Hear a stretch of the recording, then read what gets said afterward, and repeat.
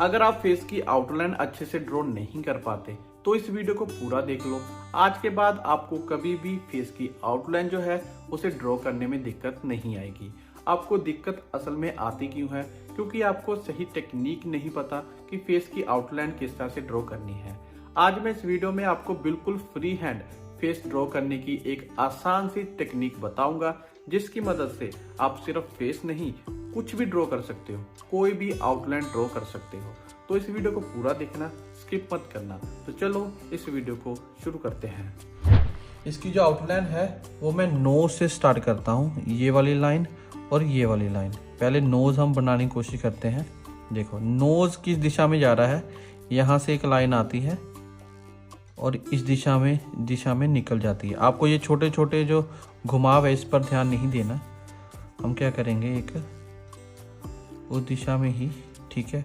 यहाँ से अगर हम सीधी लाइन बनाते हैं तो ये नाक कितना बाहर होगा, ये नाक इतना बाहर होगा, ठीक है। और यहाँ पर हल्का सा अंदर जाकर फिर ऊपर की तरफ जाता है ये। अब हम चेक करेंगे इसका ये पोर्शन कहाँ से शुरू होता है, यहाँ से। तो ये पहले ऊपर जाता है, फिर ये नीचे की तरफ ऐसे घूमता है। इस दिशा में लाइन जाती है, फिर इस दिशा में जाती है। देखो पहले इस दिशा में जाएगी लाइन, फिर इस दिशा में जाकर यहाँ से गोल हो जाता है। देखो, ओके। अब इस पोर्शन को चेक करेंगे, ये कितना दूर है, ये कितनी दूरी पर है, अंदाजे से ही चेक करना है, ठीक है।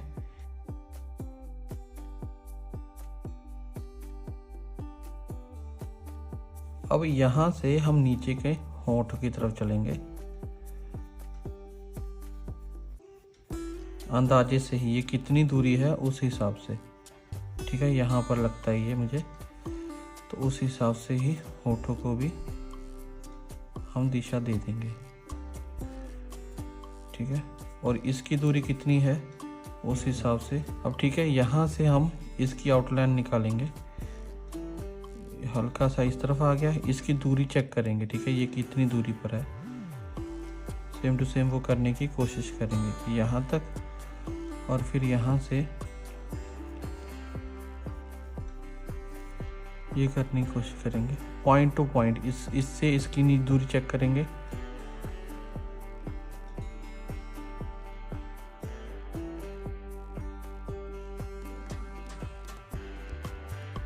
नाक से इसकी दूरी चेक करेंगे।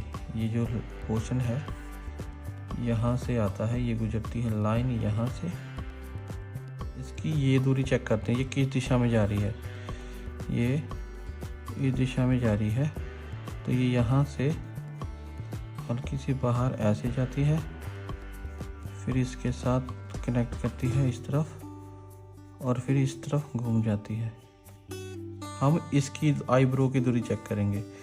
आईब्रो यहाँ पर है, इसकी दूरी पर चेक करेंगे, अंदाजे से लगाना है आपको।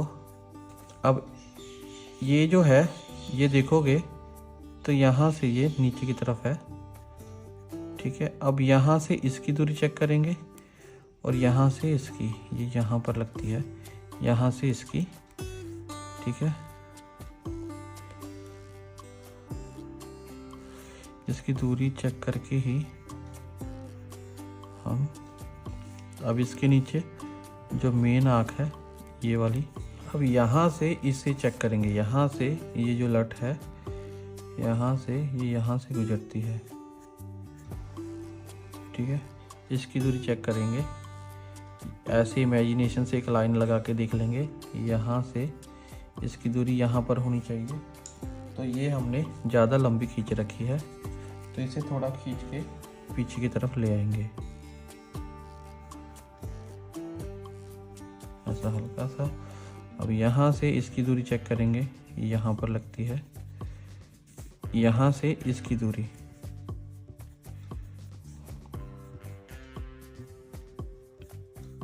यहाँ से ये कान शुरू हो जाता है इसका, ऐसा है, ऐसा है, ऐसा है, ऐसा है, और ऐसा है। ऐसा एक रफ लगा के देख लेना है। अगर सही लगता है, सही जगह पर है, तो फिर इसे शेप दे देना।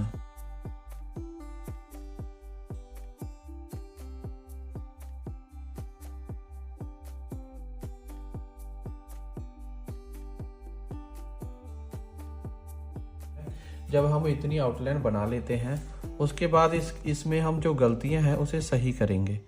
वो गलतियां सही कैसे की जाती हैं? देखो, जब हम फ्री हैंड ड्रॉ करते हैं ना तो बहुत सारी आउटलाइन इधर उधर हो जाती है। ठीक है, अब हम उसे सही करेंगे। ठीक है, पहले इसकी लंबाई चेक कर लेंगे।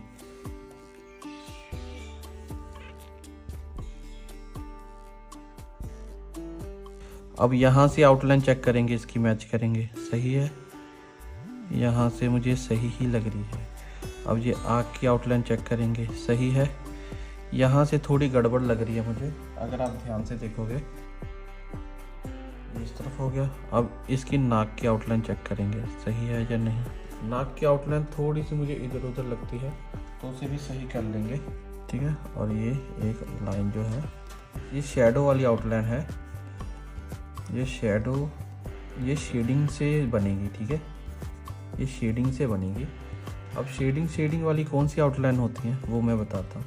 ये वाली आउटलाइन, ये वाली आउटलाइन, ये वाली, ये जो आउटलाइन है, ये वाला जो पोर्शन है वो शेडिंग वाला है।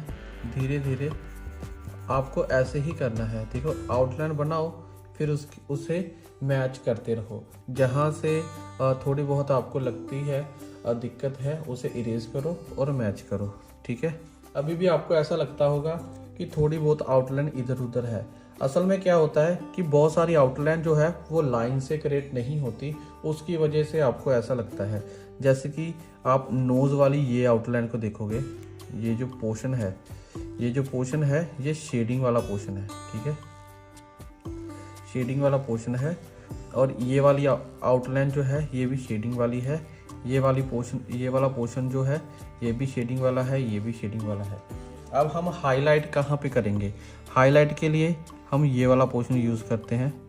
ये वाला पोर्शन हाईलाइट के लिए यूज़ करते हैं, और ये वाला पोर्शन हाईलाइट के लिए यूज़ करते हैं, और ये वाला पोर्शन हाईलाइट के लिए यूज़ करते हैं, और ये वाला पोर्शन भी। ठीक है, अब ये वाला पोर्शन भी हाईलाइट के लिए है, ये वाला पोर्शन भी हाईलाइट के लिए है। ठीक है, अब इस पोर्शन को भी अगर ध्यान से देखोगे तो यहाँ पर भी हाईलाइट है, और यहाँ पर भी हाईलाइट है, और यहाँ पर भी मेन हाईलाइट है, और यहाँ पर भी मेन हाईलाइट है, और इसके साथ इधर भी होगा। ठीक है, ये वाले पोर्शन वो होते हैं जहाँ पर थोड़ी ज़्यादा लाइट पड़ती है। अगर आप यहाँ पर देखोगे तो ये वाला पोर्शन भी, जब आप लाइट एंड शैडो का अच्छे से कॉम्बिनेशन बना लोगे उसके बाद आपको ये आउटलाइन है और सेम टू सेम नज़र आने लगेगी। जैसे कि ये वाला पोर्शन है, इसे अब हम अच्छे से शेड कर दें तो यहाँ से एक अच्छा इफेक्ट एंड लुक नज़र आने लगेगा। ठीक है, और यहाँ पर अगर शेड करना शुरू कर दें, यहाँ से आपको बिल्कुल हल्के हाथों से इस तरह से आप शेड करके यहाँ पर ख़त्म करेंगे, आपको ये आउटलाइन और अच्छी लगने लगेगी। ठीक है, जो आउटलाइन आपको लगती होगी थोड़ी बहुत इधर उधर है वो हम शेडिंग से कवर कर सकते हैं, शेडिंग से अच्छे से कवर कर सकते हैं। ठीक है, उसे अगर मान के चलो कि ये थोड़ा सा इधर उधर आपको लग रहा है तो इसे शेडिंग से ही हम सही कर सकते हैं। अच्छे से शेड करते हुए इसे प्रॉपर इसके साथ मैच कर सकते हैं।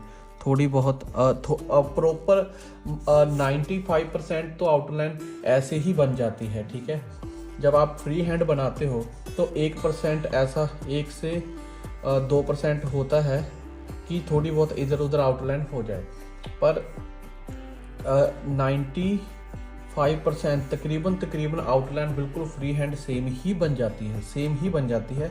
जो 5% थोड़ी बहुत इधर उधर होती है वो कैसे होती है, वो शेडिंग से कवर हो जाती है। जब देखो कि यहाँ पर नाक थोड़ा सा उल्टा टेढ़ा है तो उसे और अच्छे से शेड करके हम उसे अच्छी शेप दे सकते हैं। ठीक है, उसे और अच्छी शेप दे सकते हैं। इस नोज़ वाले पोर्शन को और आई वाले पोर्शन को प्रॉपर शेप दे सकते हैं, और जो हाईलाइट वाले पोर्शन है वो मैंने बता ही दिए हैं। ठीक है, तो इसी तरह से आप छोटी छोटी चीज़ों का ध्यान रख के ज़्यादा से ज़्यादा प्रैक्टिस करके अपनी जो फेस की आउटलाइन है वो उसे और अच्छा कर सकते हो।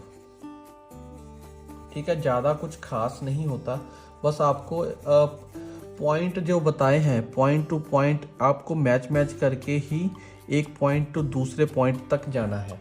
आपको ऐसा नहीं करना है यहाँ पर आप अपनी मर्जी से आँख ड्रॉ कर रहे हो, उसके बाद सीधा आप अपनी मर्जी से ही दूसरी आँख शुरू कर दी। आपको देखना है इसकी कितनी दूरी है, और पहले आप आईब्रो की दूरी चेक कर लो। ठीक है, पहले हमने आईब्रो की दूरी चेक की, ठीक है, यहाँ से दूरी चेक की। अब यहाँ से हमने ये दूरी चेक की यहाँ तक, ठीक है, फिर यहाँ से हमने ये की, फिर उसके बाद नीचे वाली आउटलाइन की, फिर उसके बाद यहाँ से इसकी दूरी चेक की, ये नीचे आता है, ठीक है, इसकी दूरी चेक की, यहाँ से हमने ये पॉइंट लगा लिया, उसके नीचे से हमने ये पॉइंट निकाला, उसके ये वाला पॉइंट थोड़ा दूर लग रहा था, अंदाज़ा लगाना मुश्किल था, तो हमने यहाँ से इसका पॉइंट निकाला।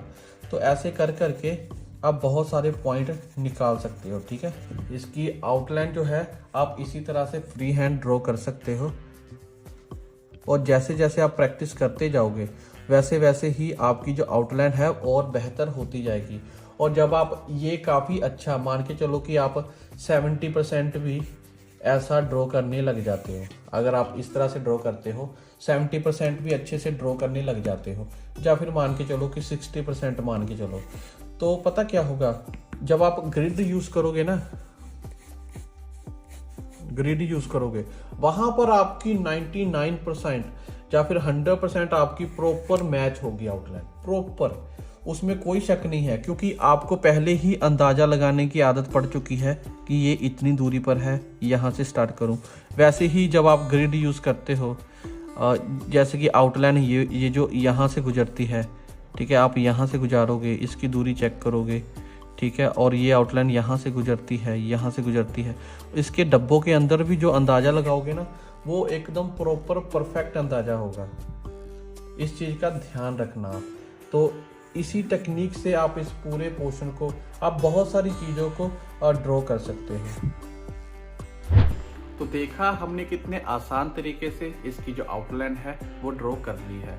आप इस टेक्निक का इस्तेमाल करके किसी भी चीज़ की आउटलाइन ड्रॉ कर सकते हो, बस आपको इसके ऊपर थोड़ी सी प्रैक्टिस करनी है, उससे आपका हाथ शार्प हो जाएगा और फिर आप काफ़ी आसानी से इस टेक्निक को यूज़ कर पाओगे। उम्मीद है आपकी मेरी इस वीडियो से ज़रूर हेल्प होगी। अगर कुछ भी पूछना हो तो कमेंट कर देना, मैं उसका रिप्लाई ज़रूर दूंगा।